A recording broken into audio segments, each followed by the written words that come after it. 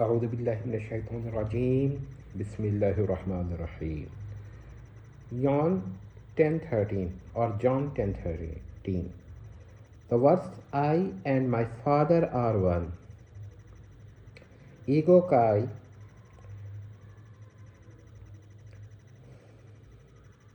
Pater and ἐσμεν.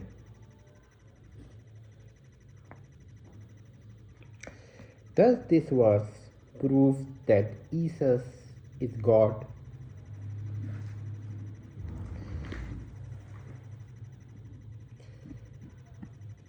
A balanced opinion is that this verse can be interpreted in different ways.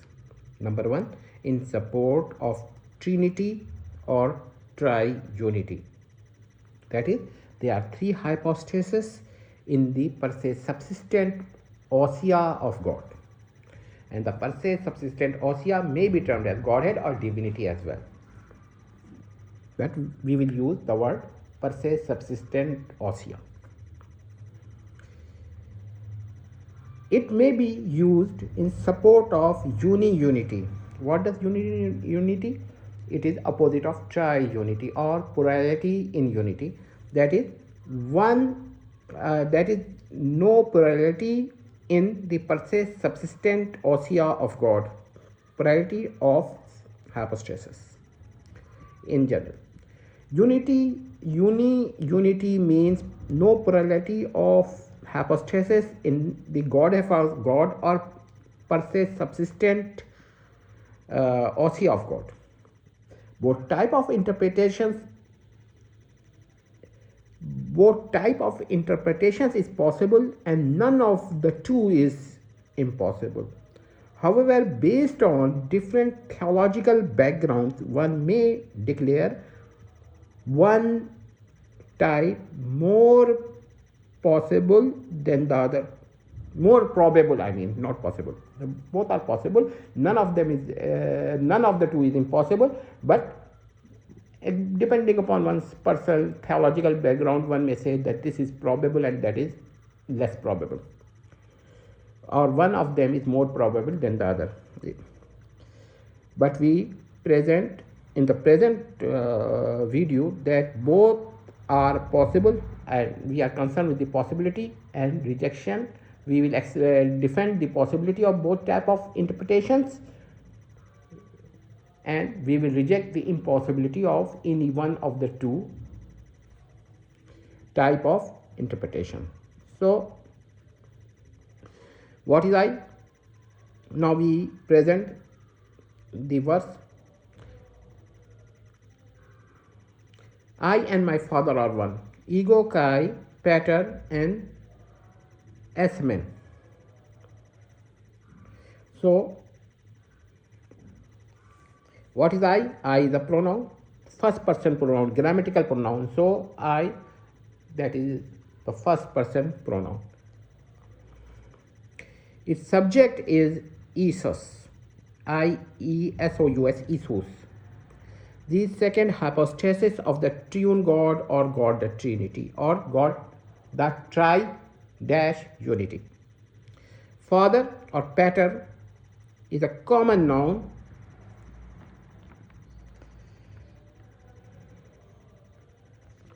for the first hypostasis of the God in the dogma of Trinity of God or God the Trinity. The word one or hen may be taken as one in ousia, meaning the first hypostasis and the second hypostasis are one in ousia. Ousia is in case of God, as mentioned earlier, is also Godhead or divinity or nature. Since the nature of the ousia is the ousia itself, one may substitute the word ousia by nature, but I dislike to use the word nature and like to use the word ousia to make it more clearly. However, one who uses the word nature, he means that the nature of the ousia is the ousia itself.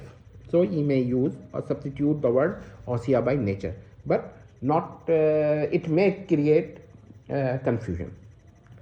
Now this verse is in perfect match with the dogma of Trinity, number 1, and I will show you the chart. Number 1, I in English, I, Greek, ego, first person pronoun, subject of term, the second hypostasis issued by the first, and Kai, conjunction showing distinction. Father, in English, Greek, Pater, first hypostasis, one or hand. One in per se subsistent ousia. The meaning, one, not just one, one in per se subsistent ousia. This is the meaning taken by the Trinitarians. And ΕΣΜΕΝ means are, the first person verb of plural. So if you take these meanings, then this verse is in support of the dogma of Trinity. But there is another interpretation. Now we will see it.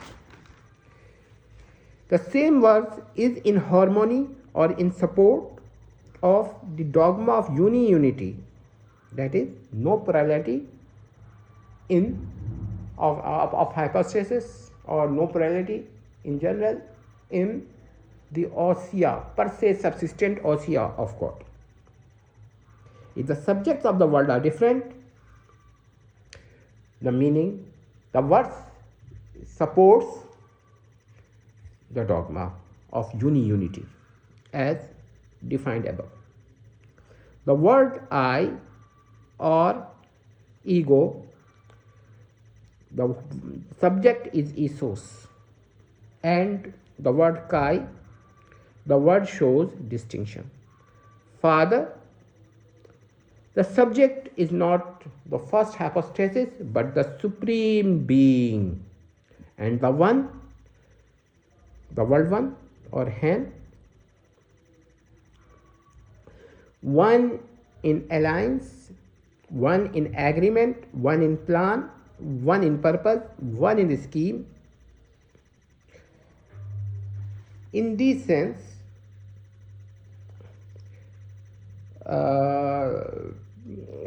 the meaning is quite different, since anyone who is distinct from God, the supreme being, is not God. So this verse, which was as according to the first sets of subjects of these words,